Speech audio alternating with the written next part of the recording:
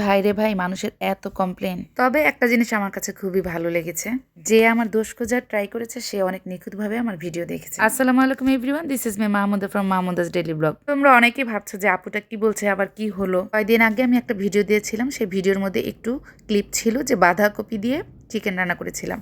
তোমরা অনেকেই বলেছিলে যে বাঁধাকপি দিয়ে এই চিকেন রান্নার রেসিপিটা পুরোটা দিতে, তাই আমি আজকে তোমাদের জন্য আবার পুরো ভিডিওটা নিয়ে আসলাম। সেই সাথে আমি এখানে আরও একটা কথা তোমাদের সাথে শেয়ার করব, তবে একটু পরে শেয়ার করব। আগে আমি তোমাদেরকে দেখিয়ে দিই এই বাঁধাকপি দিয়ে কিভাবে চিকেনটা রান্না করলাম।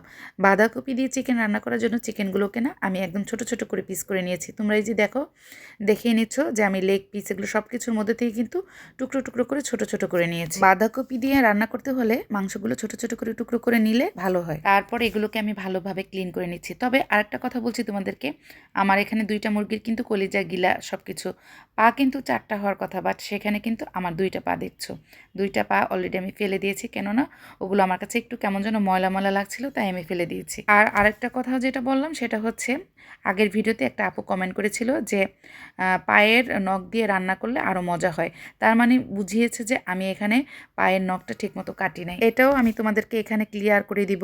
সে অনেক নিখুঁতভাবে আমার ভিডিও দেখেছে, বাট আমি অনেক নিখুঁতভাবে আমার এই ভিডিওটা আবারও রিপিট করেও আমি এখানে নখ দেখতে পেলাম না। কারণ আমি যে নিজে এটা ক্লিন করেছিলাম, কেটেছিলাম, তাই আমার চোখে ধরা পড়ে না।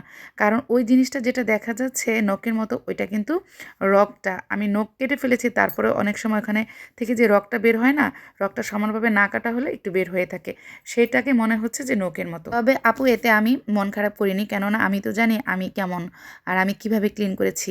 সো আমি নিজেই এই লেগটা খেয়েছি, কোনো সমস্যা আমার হয়নি। তবে তুমি যে অনেক সুন্দরভাবে নিখুঁতভাবে আমার ভিডিওটা দেখেছো, তাতে আমি খুশি হয়েছি। আর মাঝে মাঝে এমন দোষ খোঁজার ট্রাই করো আপু। আর দোষ হতেই পারে, অনেক সময় অনেক মনে ভুলে এক একজনের রান্নার মধ্যে অনেক সময় চুল পড়ে যায় না, তো এটা হতেই পারে, এটা তেমন বড় একটা কিছু না। তার মানে এই নয় যে সে রান্না করছে সেই জিনিসটা দেখে নেয়। হয়তো ভিডিওতে তোমরা যখন দেখছো হয়তো বা সে পরে এটা দেখে ক্লিন করে নেয়, এটাই স্বাভাবিক। এই তো আমার কথাগুলো বলতে বলতে এদিকে কিন্তু মাংসটা ভালোভাবে কষানো হয়ে গিয়েছে। অনেকক্ষণ লাগিয়ে কিন্তু আমি অল্প আঁচে আঁচে মাংসটা কষিয়ে নিয়েছিলাম।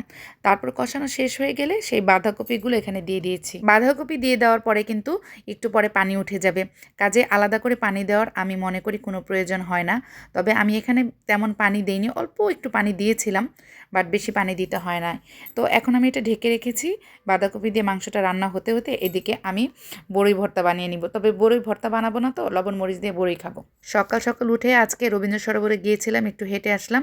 হেঁটে আসার সময় এত সুন্দর বড়ই দেখে লোভ লেগেছিল, তাই না কিনে নিয়ে আসতে পারলাম না। কিনে নিয়ে আসলাম অল্প একটু, আর খাওয়ার মানুষ তো নাই কেউ, আমি একা।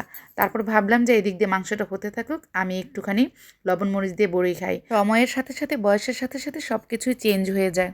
ছেলেবেলার দিনগুলোই খুব ভালো ছিল। বড়ই গাছ, পেয়ারা গাছ, আম গাছ, সব ধরনের গাছই ছিল। এই সিজনে যেই ফলগুলো হতো সেই সিজনে গাছের নিচেই বসে থাকতাম।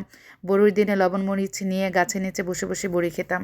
আমার মনে আছে আমি যদি একটু রাগ করতাম, মা যদি বকুনি দিত, তাহলে আমি তো বড়ই গাছের উপরে উঠে বসে থাকতাম, আমাকে কেউ খুঁজে পেত না। মনে হলে খুবই খারাপ লাগে, মনে হয় যে সেই দিনগুলো যদি আবার ফিরে পেতাম। কোনো খাবারেই কিন্তু সেই ছেলেবেলার মতো স্বাদ লাগে না। এই যে লবণ মরিচ দিয়ে বড়ই খেলাম, কিন্তু বাট সে আগের মতো লাগলো না, আসলে বুড়ো হয়ে গিয়েছি তো। এই তো এদিকে আমার বাঁধাকপি দিয়ে মাংস রান্না হয়ে গিয়েছে। তোমরা এমন করে রান্না করে খেয়ে দেখো, অবশ্যই অনেক মজা লাগবে।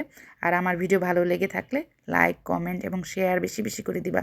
আল্লাহ হাফেজ।